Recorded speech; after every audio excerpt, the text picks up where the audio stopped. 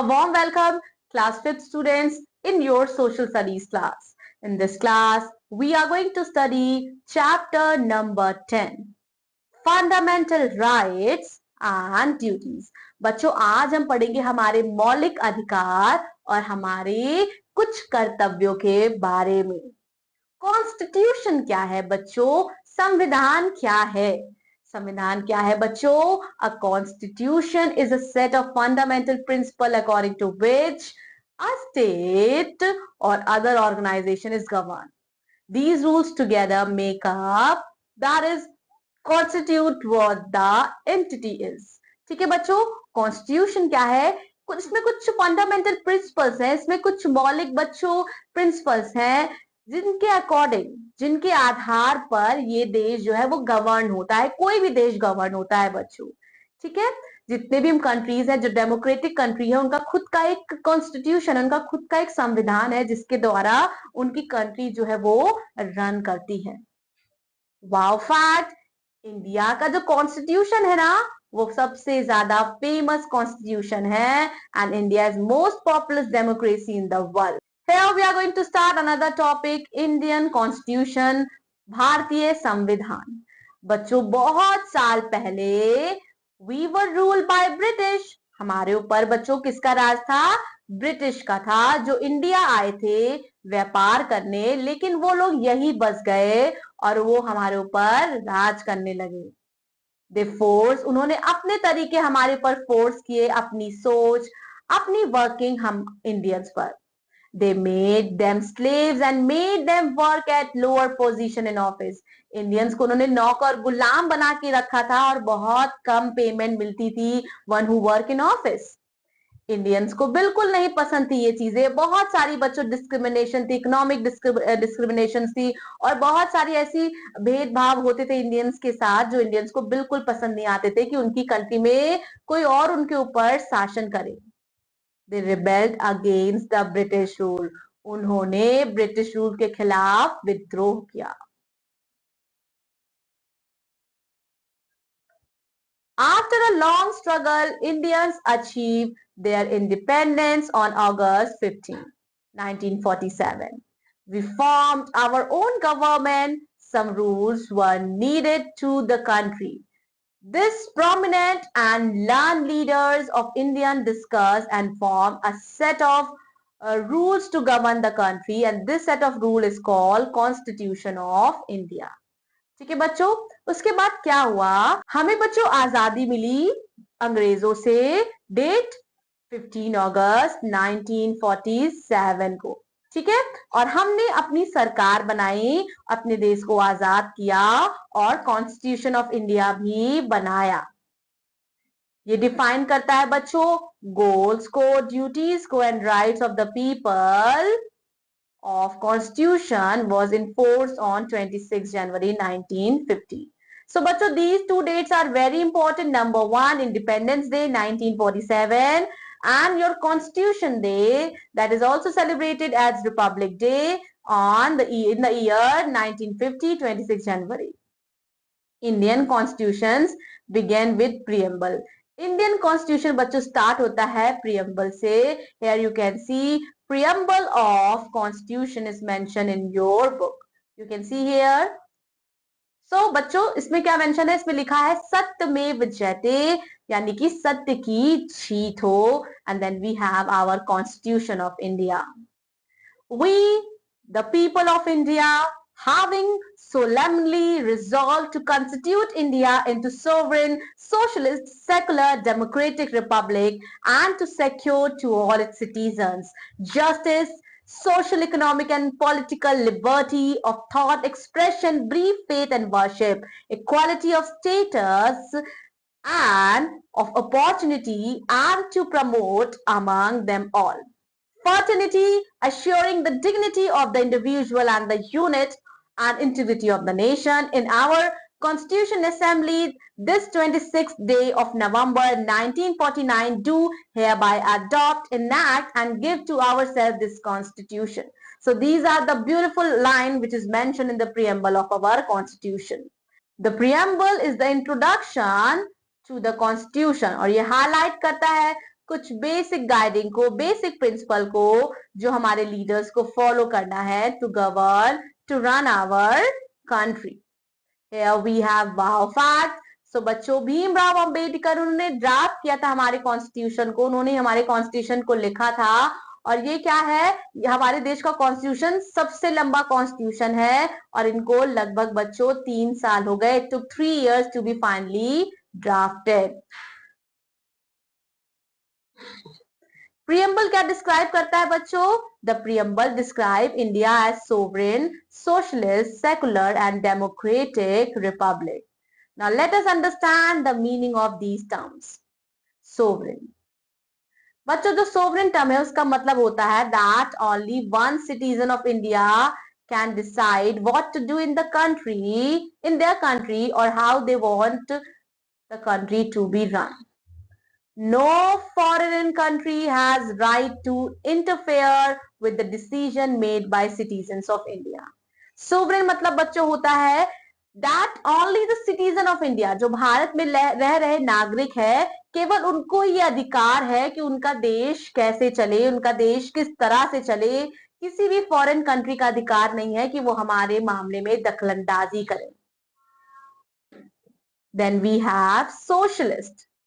The term socialist जिसका मतलब होता है all citizens will earn and share the wealth of the country, यानी कि कंट्री की जो वेल्थ होगी वो सब में डिस्ट्रीब्यूट होगी.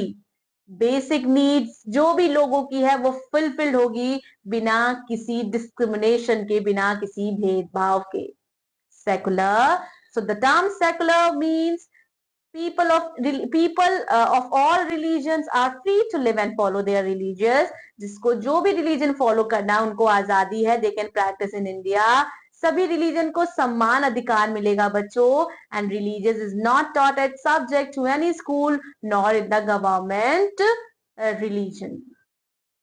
Then we have democracy. What is democracy? So India क्या है? इंडिया एक लोकतंत्र है. लोकतंत्र मतलब बच्चों यहाँ वोटिंग सिस्टम है. इंडिया एक डेमोक्रेटिक कंट्री है. ये largest democracy in the world है. In a democracy, citizens vote to choose or elect their leaders to form government. Democratic type of government में बच्चों जो नागरिक होते हैं वो वोट करते हैं अपने रिप्रेजेंटेटिव को जो गवर्नमेंट बनाते हैं. If the people are not happy with their elected leaders, और अगर लोग अपने इलेक्टेड लीडर से खुश नहीं हैं तो वो उनसे वो पावर ले सकते हैं और किसी नए को अपना लीडर बना सकते हैं. इन सिंपल वर्ड डेमोक्रेसी क्या है बच्चों? सिंपल वर्ड में rule by the people. Every Indian citizens above 18 has a right to vote. Next we have republic. So republic क्या है बच्चों? The term republic means rule by elected officials. यानी कि Republic है जिनको चुना जाएगा वो रूल करेंगे. A republic is not good governed by any king, queen or sultan. यानी कि रिपब्लिक ऐसी गवर्नमेंट है that is not govern by any king, queen और सुल्तान. रिपब्लिक में द चूजन और इलेक्टेड लीडर्स, उसको इलेक्ट किया जाता है as a head of government and our elected leaders elect our president who is the head of our government.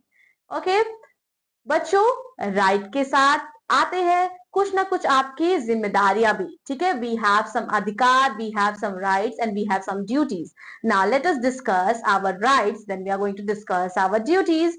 चलिए बच्चों, हम पढ़ते हैं फंडामेंटल राइट्स यानी कि हमारे मौलिक अधिकार.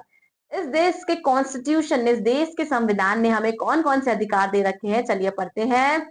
The Indian Constitution grants some basic rights to all citizens regardless of their caste, religion, gender, men or women or color. Fundamental rights let people live peacefully in harmony with each other. बच्चों, we have 6 fundamental rights that is enjoyed by all Indians. कौन कौन से हैं? सबसे पहला है बच्चों right to equality. सबको समानता का अधिकार है. जितने भी सारे इंडियंस हैं उनको इक्वल ट्रीट किया जाएगा गवर्नमेंट की लॉ में, गवर्नमेंट एंड लॉ में. Right to freedom. बच्चों फ्रीडम ऑफ थॉट, हमें जो भी एक्सप्रेस करना है हमें बिना डरे we can express.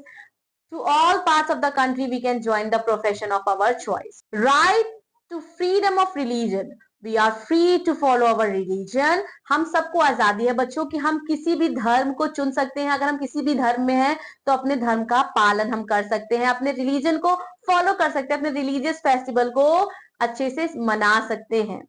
Right to culture and education, बच्चों सबको पढ़ाई का अधिकार है. Right to culture provides people right to follow their lifestyle, and the right to education gives right to every child under the age of 14 to have education. Then we have right to constitution remedies. बच्चों we are free to exercise our fundamental rights, और कोई भी हमें हमारे constitution right से अलग नहीं कर सकता है. और अगर किसी ने किया, किसी ने हमारे इन मौलिक अधिकारों को छीना, तो हम गवर्नमेंट के पास जा सकते हैं, लॉ के पास जा सकते हैं. If someone does so we have the right to go to court. हम कोर्ट जा सकते हैं, न्यायालय जा सकते हैं, वहां से हेल्प ले सकते हैं.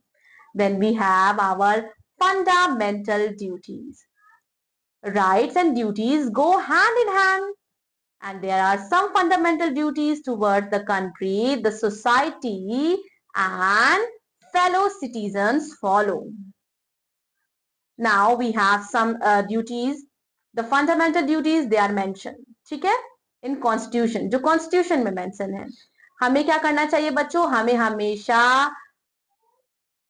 बाइड रहना चाहिए कॉन्स्टिट्यूशन से बनकर ही रहना चाहिए, और हमेशा फॉलो करना चाहिए रूल जो कॉन्स्टिट्यूशन में मेंशन है. We must respect our national flag, national anthem and national emblem. बच्चों हमें कोऑपरेट करना चाहिए अपनी सरकार के साथ in keeping peace in the country. हमें कभी भी बच्चों डैमेज नहीं करना चाहिए नेशनल प्रॉपर्टी को. We must not cause harm to the environment. हमें हमेशा रिस्पेक्ट करनी चाहिए अपने रिलीजन की, और हमें हमेशा रिस्पेक्ट करनी चाहिए अपने राइट्स की. वाओ फैक्ट, आरटीआई मतलब बच्चों right to information. We can file, अगर हमें किसी भी चीज की जानकारी जाननी है तो we can file this thing, RTI, right to information. Then we have directive principles. बच्चों कुछ guidelines or instructions they also laid in our constitutions. हमारे कॉन्स्टिट्यूशंस में कुछ गाइडलाइन और कुछ इंस्ट्रक्शंस भी हैं, and these guidelines they are meant for state to follow for the welfare of the people, and these are called the directive principle. And if the states do not follow the directive principle and it harms a citizen, then he and she can seek legal help. Some of these directive principles are, now let us study about these directive principles. State government shall provide better living condition to all citizens. State government should make sure that everyone gets proper employment. State government बच्चों provide करेगी free और compulsory education to all children below age 14. State government should ensure that no one becomes rich by exploiting others. And state government should do everything possible to improve the conditions of the weaker section. Country में जो भी weaker section होगा उसकी particular state में वो उसको बच्चों upgrade करेंगे state government, and those belonging to the schedule tribes and schedule caste उनके भी स्टैंडर्ड को राइज करेंगे, उनके भी अधिकार को बच्चों प्रोवाइड करेंगे. That's all about this chapter. Revise the glossary and time to recall from your book, and I'll be seeing you in another social studies class. Till then, take care, and always remember that if we have rights, so we have certain duties also. Take care. Bye bye.